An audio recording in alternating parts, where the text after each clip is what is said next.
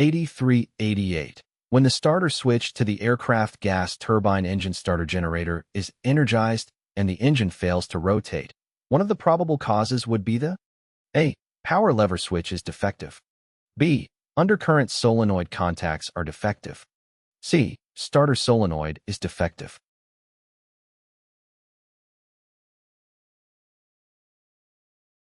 The correct answer is C. If the starter switch is energized and the engine fails to rotate, one of the probable causes is a defective starter solenoid. The starter solenoid is responsible for engaging the starter motor with the engine's flywheel to initiate the engine rotation.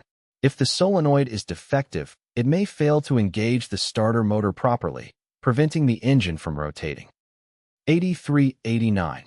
Arcing at the brushes and burning of the commutator of a motor may be caused by A. Weak brush springs.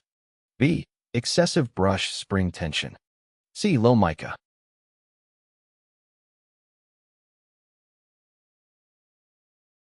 The correct answer is A. Arcing at the brushes and burning of the commutator of a motor may be caused by weak brush springs. Brush springs provide the necessary pressure to ensure proper contact between the brushes and the commutator. If the brush springs become weak or lose their tension, it can result in poor contact, leading to arcing and burning of the commutator. Proper brush spring tension is crucial for maintaining good electrical contact and preventing excessive sparking. Q8390. The maximum allowable voltage drop between the generator and the busbar is A. 1% of the regulated voltage. B. 2% of the regulated voltage. C. Less than the voltage drop permitted between the battery and the busbar.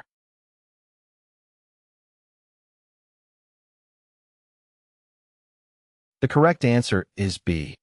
The maximum allowable voltage drop between the generator and the busbar is typically 2% of the regulated voltage. Voltage drop refers to the decrease in voltage that occurs due to resistance in the electrical circuit. To ensure efficient and reliable operation, it is important to limit the voltage drop within acceptable limits.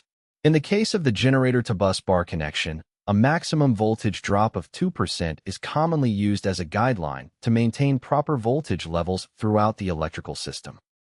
Q8391. On-off two-position engine electrical switches should be installed. A. So that the toggle will move in the same direction as the desired motion of the unit controlled. B. Under a guard. C. So the on position is reached by a forward or upward motion.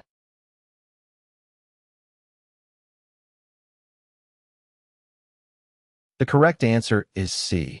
When installing on-off two-position engine electrical switches, they should be positioned in such a way that the on position is reached by a forward or upward motion. This allows for intuitive operation, where moving the switch forward or upward corresponds to turning the unit or system controlled by the switch on. Q8392. When selecting an electrical switch for installation in an aircraft circuit utilizing a direct current motor. A. A switch designed for DC should be chosen. B. A derating factor should be applied. C. Only switches with screw-type terminal connections should be used.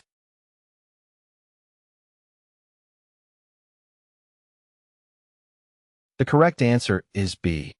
When selecting an electrical switch for installation in an aircraft circuit utilizing a direct current, DC, motor, a derating factor should be applied. DC motors can create high inrush currents during startup, and the switch must be capable of handling these currents. Applying a derating factor ensures that the switch is rated to handle the higher currents associated with DC motors, ensuring safe and reliable operation.